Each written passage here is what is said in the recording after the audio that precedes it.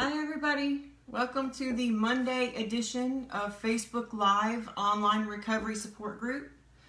My name is Kelly Kirk and I am a certified peer support specialist in Richmond County, North Carolina. So welcome everybody. Let me read our introduction really quick. Welcome to the Facebook Online Recovery Support Group, supported by the Sandhills Opioid Response Consortium. This is a forum where people in recovery can come together. We are here to encourage and support individuals in their recovery journey by sharing our own experience, strength, and hope.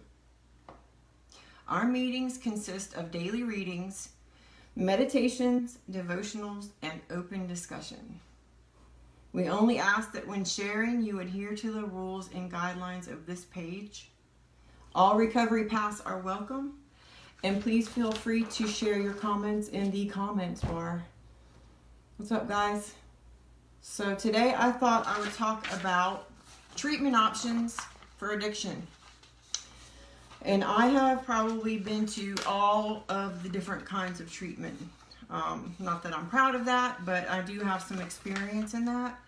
And just so you know, I have 6 years in recovery this time, so going strong. But seriously though, you know, substance misuse doesn't always lead to addiction, but when it does, the results can be life-changing and deadly. And addiction can be a very difficult thing to overcome. But it's not impossible. And many people want to change, or they know that they need to change. They know that things have gotten out of control and they don't really know how to stop. And that's the problem. They're not sure, like, what am I supposed to do? I need to get help, but what's out there? Like, what are my options? So there's basically 3 typical main types of treatment. You got detox, inpatient, and outpatient rehab. And all of these are good options when it comes to, you know, taking on your addiction and facing it and doing something about it. So I'm just going to go over these 3 things really quick, just the basics on detox, inpatient, and outpatient, and then some little juicy tidbits from my experiences. So the first one is detox. So detox is just like what the name says. You go there to get detoxified from whatever it is you're on, whether it's pain pills, heroin, whatever. And it's almost like a group home, but I'm not like cold, like sterile group home, but like they have like day rooms with lots of couches and a big TV, and then they have like outdoor lounging area, and it's usually 2 patients to a room, and they give you like a cushy bed, because the point is they want you to be comfortable. They want you to transition from being on drugs to not being on drugs, just the medical part. So they'll give you medications to help you with your symptoms. You know, if you're having withdrawal symptoms, they can give you medicines for that. If you're on hardcore like heroin or something really severe, they can give you some drugs to kind of taper you down so that you don't get sick. I know when I was in there, I felt really bad. And it was almost like, when I think about it now, when I was in there, it was almost like I was in a trance or something, because it was like this weird transitional period where I didn't feel good, but I was kind of excited about my recovery, but I knew I had to get through this hard part. And so detox is a good option if you can afford it, or if you have insurance, to kind of transition, you know, without having to do it on your own. And I remember that they had a chef at this one that I went to a couple times, and they try to feed you good because you want to get your strength back. You want to make sure you've got some, you know, good home cooked meals in you. And I remember the lady there told me to try to take as many hot showers as I could, then that would help me with the detoxing. Drink water, take hot showers, and eat good food, and just sleep. So, but another good reason, another main reason that you might want to go to detox is because, like, if you're on Xanax, you can have seizures if you just stop taking that. You know, you can't just stop taking Xanax. It's very dangerous.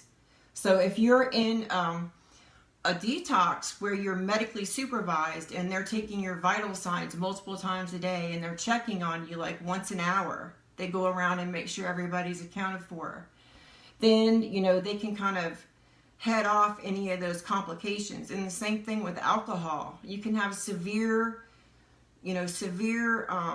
DTs and shaking and all kinds of problems if you just stop drinking after you've been drinking hardcore. So those are good. Those are good times. Those are good ways. That's a good way to make sure that you're monitored while you're getting off of the stuff. So it's kind of a transitional step in recovery. So the next and most common is inpatient treatment. And that's basically a program where you go there and you live there. Anywhere from 28 days to a year, maybe 2 years. But typically it's 28 days a treatment program. So, and they're very accommodating, but you got to watch when you're looking for treatment online. They'll have pictures of pools and horses and all this awesome stuff, and you're like, yeah, I want to go there. But then when you get there, there's no horses. You know, I remember that. I was like, where's the horses? They're like, oh, that's an old picture or something. I was like, yeah, right. They're very competitive, and they're all over the country, and they'll fly you there. I mean, you know, you can be halfway overdosed one day and on the plane to the rehab the next day. All you got to do is make the call to those places, and they'll set it all up. So, but typically, you know, when you get there, the first thing they're going to do is do a thorough medical evaluation on you, and they're going to ask you a million questions. And I always tell people, be honest about what you're taking, because I think people tend to minimize to not make it look so bad. But then if you're not telling them the whole story, then they're not going to be able to help you. You know, they're going to be thinking that you're not as bad as you are. So you want to make sure that you like tell them everything, you know, because that's what they're there for, to help you. But you'll usually spend the first few days, if you don't go to detox at a separate detox, when you get to rehab, they will keep you in the detox portion of the hospital and away from the other patients, and give you a few days to monitor you and you know, let you kind of transition. Again, give you like something for your withdrawal symptoms, and just kind of let you chill until all that stuff gets out of your system. And once it's out of your system and you start feeling a little bit better, you'll usually meet with the doctor, and then you'll have like your own therapist that you see there that's one-on-one. And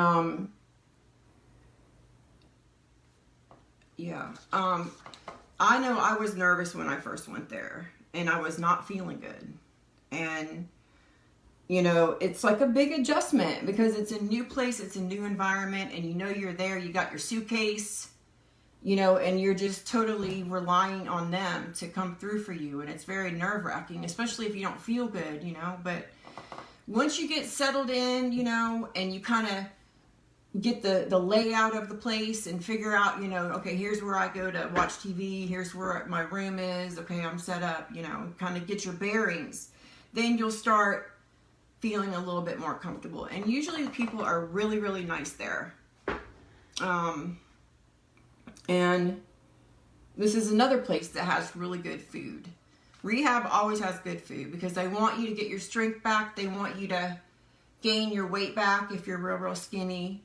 And I know one of the places I went to had a cafeteria, and they had the best food. They had like fresh berry bar with all the berries and salad bars, and they had like, it was like a full-blown home-cooked food cafeteria. And so when I first got there, I could not eat. I remember for like 5 days, I had no appetite. I did not want to eat.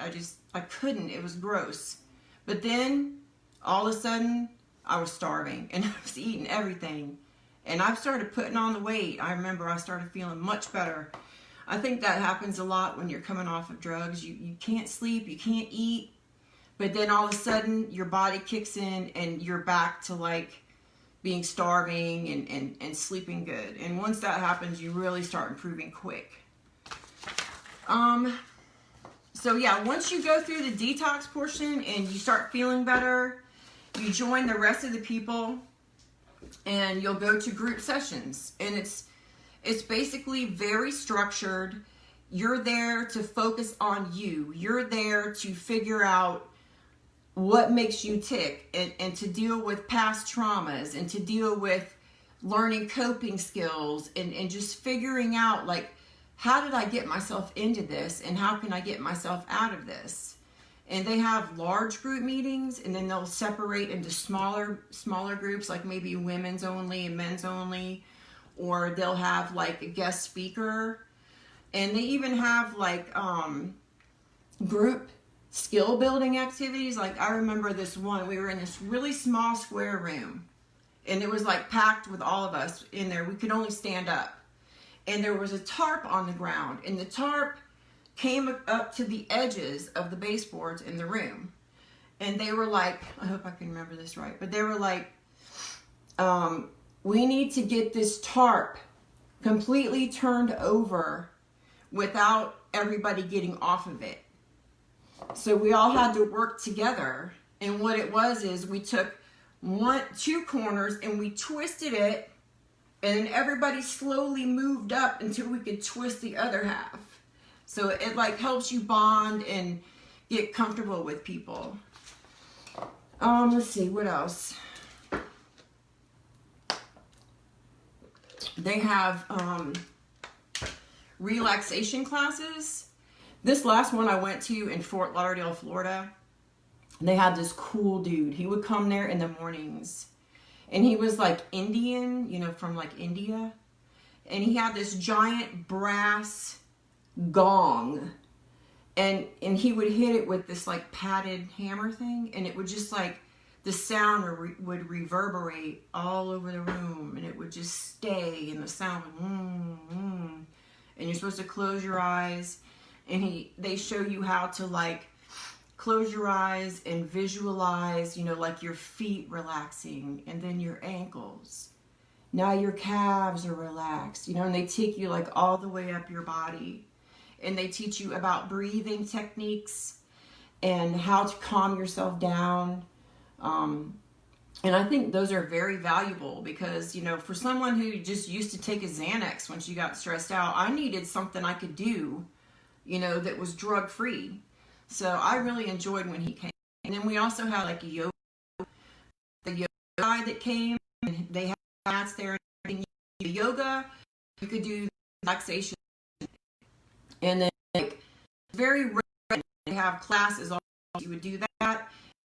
Another group and have lunch in the cafeteria. And maybe they have like they would also do like cooking classes and encourage you to eat healthy, and she would make a yoga buffet and granola and then the berries and have one. And it's like before you know it, you really bonding with people that you're with because you're hearing very personal, emotional things with people of your personal life and what you've been through. And so pretty soon, I mean, in living with them, you know, at night you go out to different meetings, you get your nice jeans on, your and do your makeup, and to like the buses we used to call buggies because it's Addict's van, right? So, and the music and everybody would sing, and so you go to the AA meetings, the AA meetings, and you pay, and it helps teach you how to go to these meetings and comfortable with it.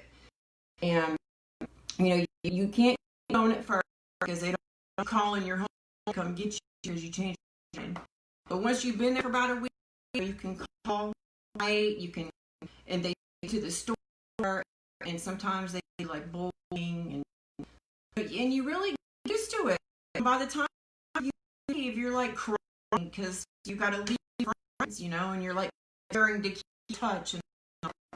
But before you do leave rehab, contact your family, you know, the one you live with, are the ones that are supportive on the outside, and they start these groups, like conferences where they talk about how when Kelly comes home, you know, where are meeting 5 miles from the house, these meetings are on such a day, and what do you do if Kelly starts acting secretive, you know, it's kind of like include the family, so that when you do other people have some knowledge and skills to help you in your recovery.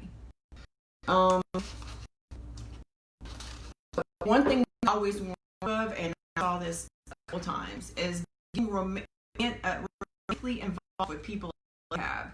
It happens a lot. And I think it's because if you've been on drugs or whatever, and now you're not, and you're thinking clear, and you know, it's kind of like your emotions and your feelings full back. They're not being matched by the drug anymore. So you have all these emotions and feelings, and it's easy to get attached to somebody and start having some relationship. So watch out for that. What else?